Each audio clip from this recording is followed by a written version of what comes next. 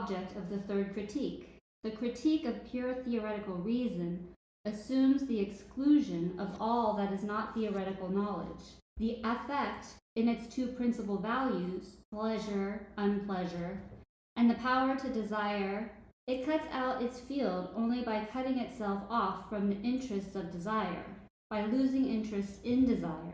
From the moment that understanding alone can give constitutive principles to knowledge, the exclusion bears simultaneously on reason, which transgresses the limits of possible knowledge of nature. Now, the a priori principles of reason, although regulative with regard to the faculty of knowing, are constitutive with regard to the faculty of desiring. The critique of pure theoretical reason thus excludes both reason and desire, desire's reason and reason's desire, the desire for reason. What is it about at bottom? The bottom. The question of desire, of pleasure, and of unpleasure is thus also the question of a detachment. Neither the word nor the concept appears as such in the critique, which will itself be specified, dismembered or remembered, detachment, separation of a member, detachment, delegation of a representative, sign or symbol on assignment, the beautiful as symbol of morality, problems of the hypotyposis, of the trace, spur, of cipher script, of the intermittent sign, wink, see example paragraphs 42 and 59. Detachment, disinterested attitude as essence of aesthetic experience. A very short paragraph, but he's able to tell you exactly what is the third critique. Raise the question of aesthetic, the question of what is the beautiful. In Kant's idea is that you have to exclude all the rational knowledge, but you can't rely on your subjective experience either. The moment you can recognize something beautiful is only under the condition that you are detached from that object rationally. At the same time, you're also detached from your subjective experience. How are we going to do that? That is what Derrida says here. The critique of a pure theoretical reason thus excludes both the reason and desire. Desire is a reason, and the reason's desire. The desire for reason. You want to appreciate something, but first you have detached from that thing, both rational and sensational. So that's the moment you'll catch the true beauty or the essence of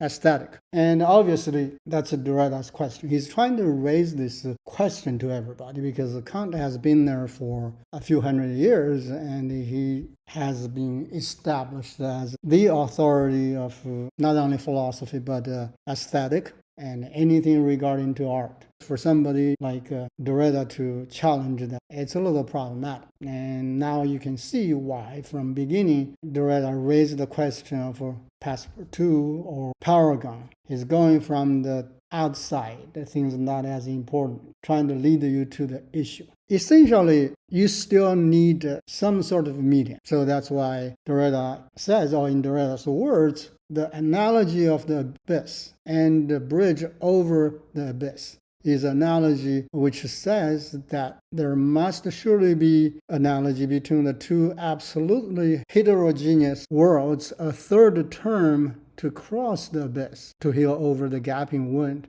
and think the gap. We need something to bridge this problem. I can't appreciate something beautiful by my feeling. I also can't determine the thing that is beautiful by my rational knowledge. So how are we going to do that now? You begin to catch the essence of German idealism. In the traditional narrative, that the core of critique of judgment is to demonstrate how judgment, through aesthetic and teleological reasoning, mediates between the realms of necessity, which is nature, which is also that our sensational world, and freedom, which is morality, ethics, and reasoning. By doing so, it reveals a deeper harmony between the human experience, moral freedom, and the natural world, ultimately unify Kant's critical philosophy. That's what it convinced us that's where we should go. But again, we're still facing the same problem. So if we exclude the pure theoretical reason, knowledge presupposes the exclusion of that is all not theoretical knowledge. And the key term of the effect, that's the tricky part. In German original text, the word is Gefühl. So in English, we can't translate that. Some translate it as effect that includes two primary forms, that is pleasure or unpleasure. Say the detachment. So you have to detach from the object before you appreciate its beauty. So now how are you going to detach? You have to detach your emotion, whether it's a pleasure or unpleasure. So that's the first thing. Then the second thing is that you also have to detach the faculty of another German word, something like a desire ability. It's ability to be able to desire. That's another issue. So that's why there's a German word. The desire ability and the affect / feeling that it demarcates its domain precisely by cutting off its ties with the interests of desire. So basically, you completely detach from the thing. That's the moment that you're going to appreciate the beautiful, which I'm sure very foreign to everybody. However, that's what has been going on for the last few hundred years in serious theory. In order to accomplish this realm, let's say, basically the trick is that the understanding and the reason are not two disconnected faculties. We all know that. Between the two faculties, there has to be a third term. That's what Kant's idea, and he gives you this idea, a third faculty, Mitglied, something like middle articulation. That is, again, the German word, Urteil, translated as judgment in English. Derrida constantly brings those German words in here, these particular words that don't translate too well in French or in English. So you need to be aware of that, because as soon as you see the word judgment, oh, I know that. No, you don't know that. It's not exactly what you think. It has part of that definition, but it's more watertight. So Derrida asks, what is the nature of the a priori principles of the middle articulation? Will they be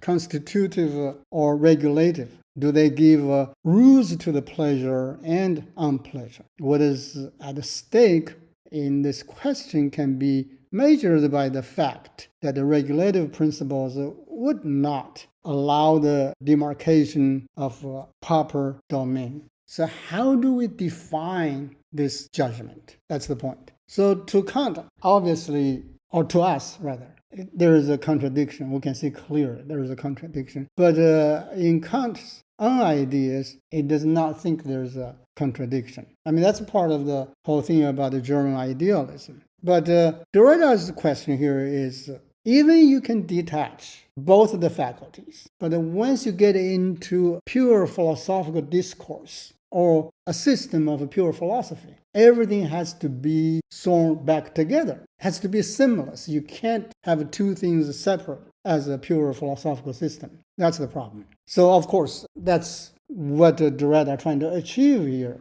What, according to Kant, the essence of understanding or appreciation of the beautiful aesthetic, it is the purposeless of a purpose. If I bring in Barzun, then that will make you feel a little easier here. Barzun says it had its roots in Kant's wrestling with Hume's problems that it is known as German idealism. Hume's demonstration was the logical end of empiricism, which is the mind shaped by things out there. That's Hume's idea. Whereas Kant posited a mind that acts like a waffle iron over batter. Kant's view or his idea is this. Instead of going from a thing to idea, he goes from the idea to thing. That's why we call it idealism. We think it's a little risky, But because of Kant's idea, reversal of the whole philosophical system, where we begin to enter in the modernity. So the essence of modernity is that the mind shaped the thing. Not in the older way. That was the thing shapes the mind, which in a way makes sense because you see things, whatever is going on by your experience, by your understanding, you make some sort of concept in your mind. But then now for Kant, you have a concept of things first, then you're trying to force the things into your concept. In order to express the relationship between the two possibles, the now possible of the critique and the future possible of metaphysics, Kant proposes another metaphor. He borrows it already from art, which has not yet been discussed, from the technique of architecture, architectonics. The pure philosopher, the metaphysician, will have to operate like a good architect, like a good technicus of edification, who will be a sort of artist. Now, what does a good architect do according to Kant? He must, first of all, be certain of the ground, the foundation, the fundament. A critique of pure reason, that is, of our faculty of judging on a priori principles, would be incomplete if the critical examination of judgment, which is a faculty of knowledge, and as such, lays claim to independent principles, were not dealt with separately. Still, however, its principles cannot, in a system of pure philosophy, form a separate constituent part intermediate between the theoretical and practical divisions, but may, when needful, be annexed to one or other as occasion requires. One must not expect from it what in principle it does not in its declared intention and promise. This critique of taste does not concern production. It has in view neither education nor culture, which can very well do without it. And as a critique will show that one cannot assign conceptual rules to the beautiful, it will not be a question of constituting an aesthetic, even a general one, but of analyzing the formal conditions of possibility of an aesthetic judgment in general, hence of an aesthetic objectivity in general. With this transcendental aim, Kant demands to be read without indulgence, but for the rest, he omits the lacks, the lacunary character of his work. This is the word Hegel uses too. What does the lack depend on? What lack is it?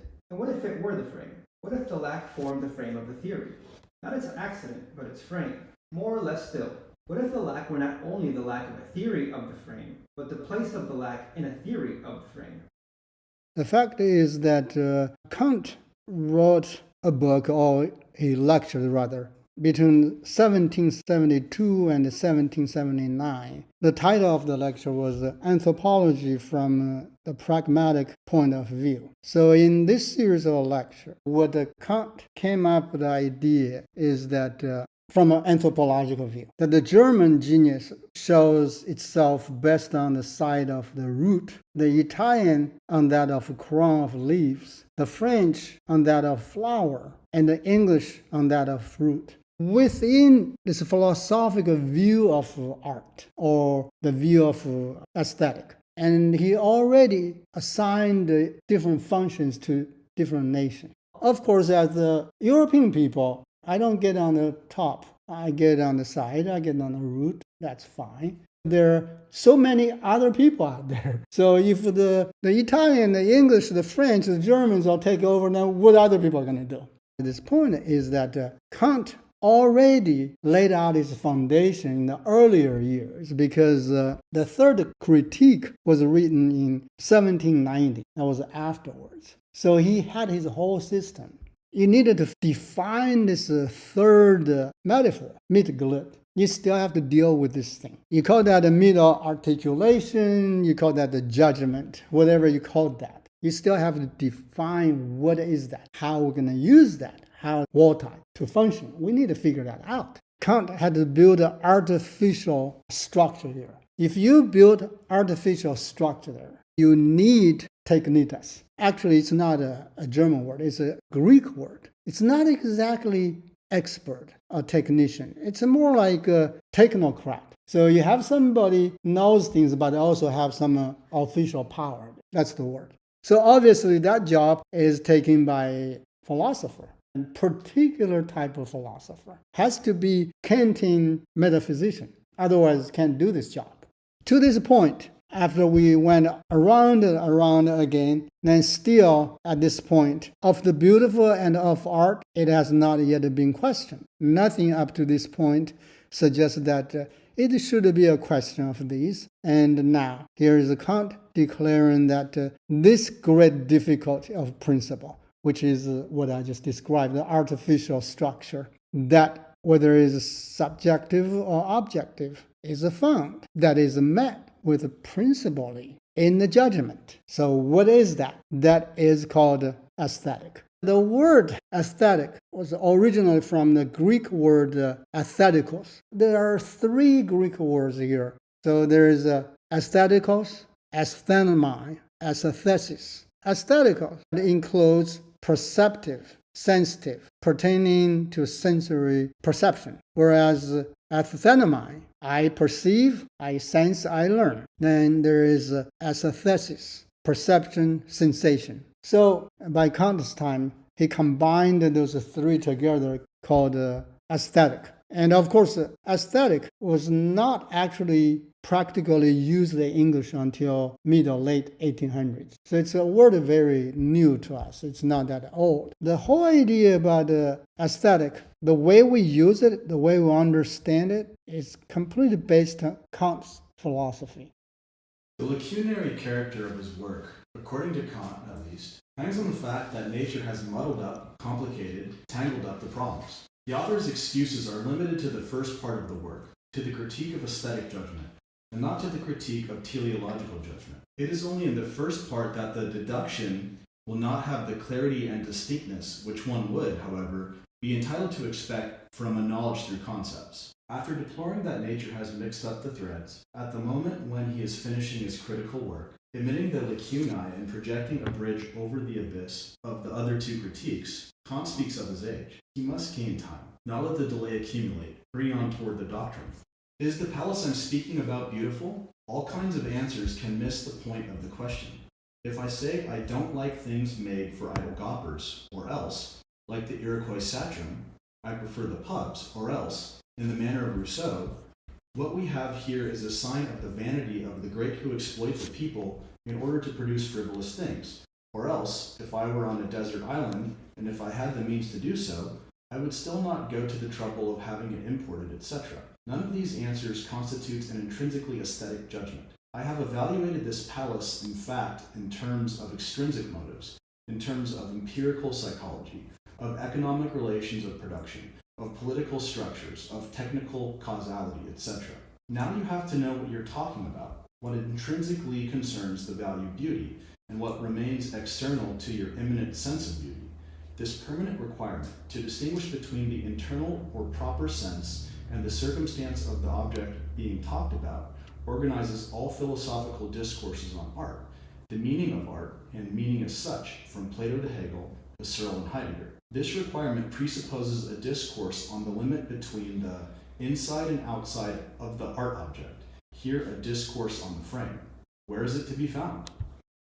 We spoke earlier that when you approach the idea, the beautiful, and you have to detach from the object of your personal interest, and also you have to detach from your empirical experience, sensual experience. As we just read here, the object cannot be useful, basically. You can't desire the object either. As if you're looking at a palace, you can't pass on to moral judgment, say, this is built by slaves for a king. Then you already failed. And if you say, this is a very beautiful palace because my heart swells to see the beauty, then you're out of the picture either, because you're attached to your sensual experience. If you say, by my knowledge, this palace does have the Greek style combined with the Egyptian ornaments, then you're out of the picture either. How are we going to perceive the idea of beautiful? By using our judgment, Mittelglied. How are we going to do that? I mean, that's exactly Derrida's question. He walked you all the way from page 1 of this book to this movement. He's trying to show you don't get lost in the text. Just trying to grab the message from the text. Later in the same paragraph, he wrote, I follow it. The possibility of pleasure is the question. Demonstration. The first two paragraphs of the first movement of the judgment of test, considered from the point of view of quality. This part is from Kant's original work, book 1. Why called judgment of test aesthetic? because in order to distinguish whether a thing can be called beautiful, I do not consult the relation to the representation of the object. With a view to knowledge, the judgment of taste does not give us any knowledge, but its relation to the subject and to its effect, which is pleasure or unpleasure. The judgment of taste is not a judgment of knowledge. It is not logical, but subjective and therefore aesthetic. Relation to the effect again. Any relation of representation can potentially be objective, even a relation of senses, but pleasure and unpleasure never can. Aesthetic representation can certainly give rise to logical judgments when they are related by judgment to the object, but when the judgment itself relates to the subject, to the subjective effect, as is the case here, it is and can only be aesthetic one. It's become like a riddle. So Derrida spends all this time talking about this because Kant's works being the canon for us for so long, it's very hard to challenge that. And you have to get into it layer by layer until you expose the entire details. Then you begin to see we do have some problems. So in a sense, it's not that Derrida's writing is hard to understand. Rather, is Kant's concept is very difficult to understand. And of course, with the language barriers, because none of us read German, that's another problem. When that is all translated to English, we already lost a whole bunch of important things. For instance, the word judgment, when you translate it from German to English, you lost its original intention there. The word middle articulation, any of the words that we don't use in English, or rather we cannot equivalently translate in English, then we have a problem. But then when we read the translation, we're not going to know when we read judgment. That's the central issue of this whole third critique. We read judgment versus we read water. We're not reading the same thing. That's where Derrida trying to explore the issue here. Now, we have more problems because we don't read French either. So we have German, French, now we come to English. And we're trying to get this thing through. That's why we encounter so many problems here. But as you already got this far, and you know you can do it, we can get this through. So you just have to be a little patient. Open yourself. Don't try to quickly jump into a conclusion or even pass your judgment. That's a very bad word. Your judgment has nothing to do with the critique of judgment, okay? Because his book is a critique of Water, not judgment. Let's put it that way.